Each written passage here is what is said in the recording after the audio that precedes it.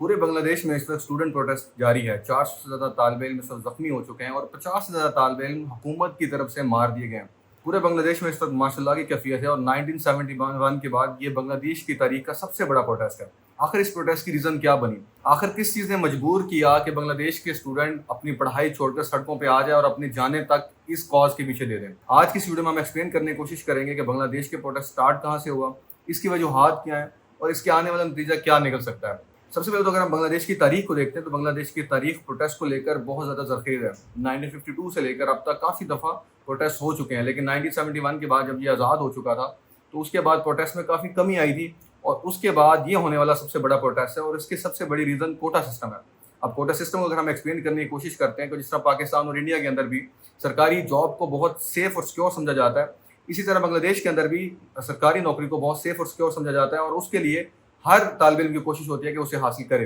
लेकिन वहीं पे जहाँ पर मेरिट के ऊपर तकरीबन 44% सीट्स हैं, वहीं पे 56% सीट्स जो हैं वो रिजर्व कर दी गई हैं। तकरीबन 10% माइनॉरिटी का कोटा, 10% आपको अंडर डेवलप इलाकों का कोटा और सबसे ज़्यादा कोटा जो रखा गया है वो 1972 के या 1971 की वॉर के जो वेटरन्स हैं उनके रिलेटिव्स के लिए रखा गया है। इमेजिन करें आप ऐसे कंट्री के अंदर हैं जहाँ आपको तो नौकरी नहीं मिल रही, लेकिन आपके साथ वाले दोस्त को सिर्फ इसलिए नौकरी मिल रही है कि उसका दादा अबू या उसका मामू जो है वो किसी ज़माने के अंदर जंग लड़े थे। इस तरह ये कोटा सिस्टम है जिसके अंदर 30% सीटें जो हैं वो सिर्फ वॉर वेटरन के लिए रखी गई हैं जो 1971 के अंदर पाकिस्तान के खिलाफ लड़े थे और इस चीज़ के खिलाफ काफ़ी दफ़ा प्रोटेस्ट किया जा चुका है। 2018 में ये कोटा सिस्टम मुकम्मल तौर पर महलूल कर दिया गया था, लेकिन उसके बाद भी 2022 में मतलब रिसेंटली इसे रीइंस्टेट किया गया है हाई कोर्ट की तरफ से। हाई कोर्ट ने यह फैसला तकरीबन एक हफ्ता पहले दिया था, जिसके बाद आम तौर पर एहतजाज शुरू हुआ। ये एहतजाज कभी भी इस लेवल पे ना होता, ये एहतजाज एक छोटा सा एक वीसी के ऑफिस के सामने था जो कि ढाका यूनिवर्सिटी के प्रोफेसर थे।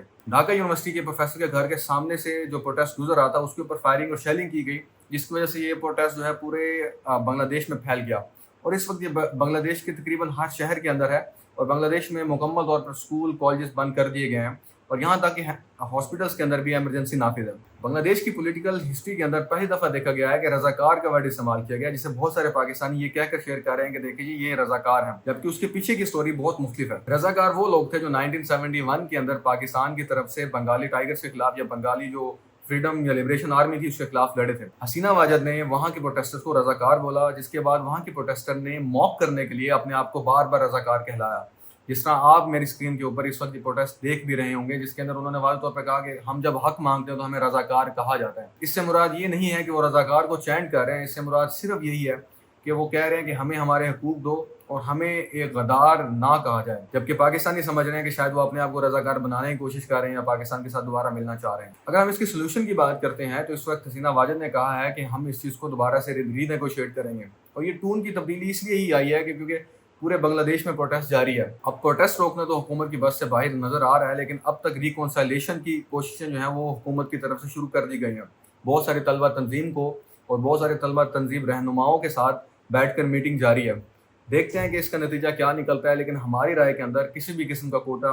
रखना एक इंसानी हकूक़ की पामाली है और बराबरी को हमेशा सामने रखना चाहिए और किसी किस्म के कोटे को सामने नहीं लेके आना चाहिए। और अफर्मेटिव एक्शन जिसे आमतौर पर पूरी दुनिया में सेलिब्रेट किया जाता है कि मार्जिनलाइज कम्युनिटीज़ को प्रमोट करने के लिए, वहीं पे आपकी मार्जिनलाइज कम्युनिटीज़ की डेफिनेशन जो है वो क्लियर होनी चाहिए कि वो ऐसा तबका हो जो वाकई मार्जिनलाइज हो। अगर आप ज़बरदस्ती से किसी तबके को मार्जिनलाइज बनाने की कोशिश करेंगे तो उसका नतीजा बांग्लादेश के प्रोटेस्ट की सूरत में ही नज़र आएगा।